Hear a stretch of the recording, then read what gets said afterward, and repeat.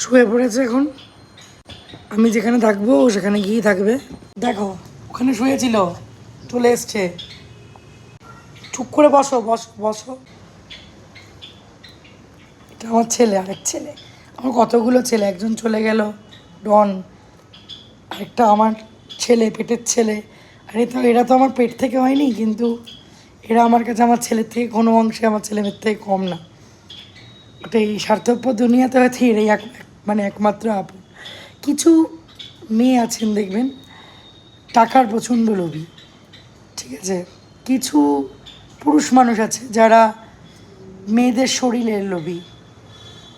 ভীষণ ভালগার লাগছে কথাটা, কিন্তু এটাই বাস্তব। তো যেগুলো এখন হচ্ছে, আমরা যা দেখতে পাচ্ছি, কেউ কেউ ক্ষমতার লোভী, ঠিক আছে। আমি জানি না আমাদের জেনারেশন বা যে জেনারেশন আসছে তারা কোন দিকে ধাবিত হচ্ছে, আই ডোন্ট নো। বাট আমি কি বলবো, যেটা আমি বুঝতে পারছি আগামী দিন ভীষণ ভয়ঙ্কর।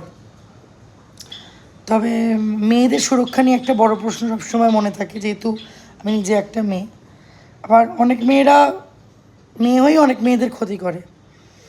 আর পুরুষ মানুষ সবাই যেমন বাবাদের কাকা জ্যাঠাকে দেখে যেরকম শিখেছি মামাদের, যে বাবা মানে আমাদের থেকে 20 হাত দূরে, মানে এরম থাকতাম একটা ভয়।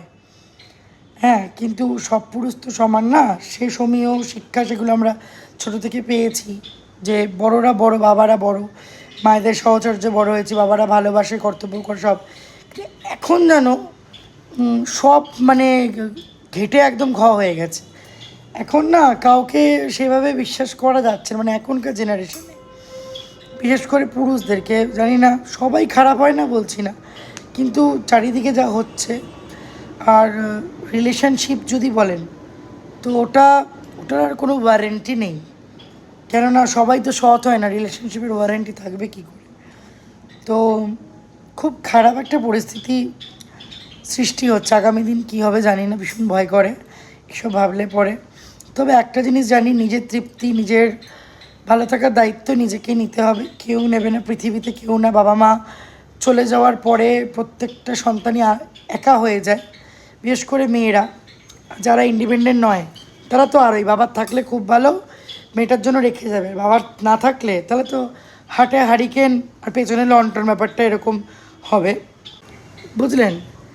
স্বামীর যতই থাকুক না কেন, নিজের না থাকলে সেটা কিছু না। অবশ্য অনেক মেয়েদের কপাল ভালো, স্বামীর পয়সা বড়লোক হয়ে যায়, তবে সবার কপালটা সেরকম হয় না। তাই প্রত্যেকটা মেয়ের স্বাবলম্বী হওয়া খুব দরকার।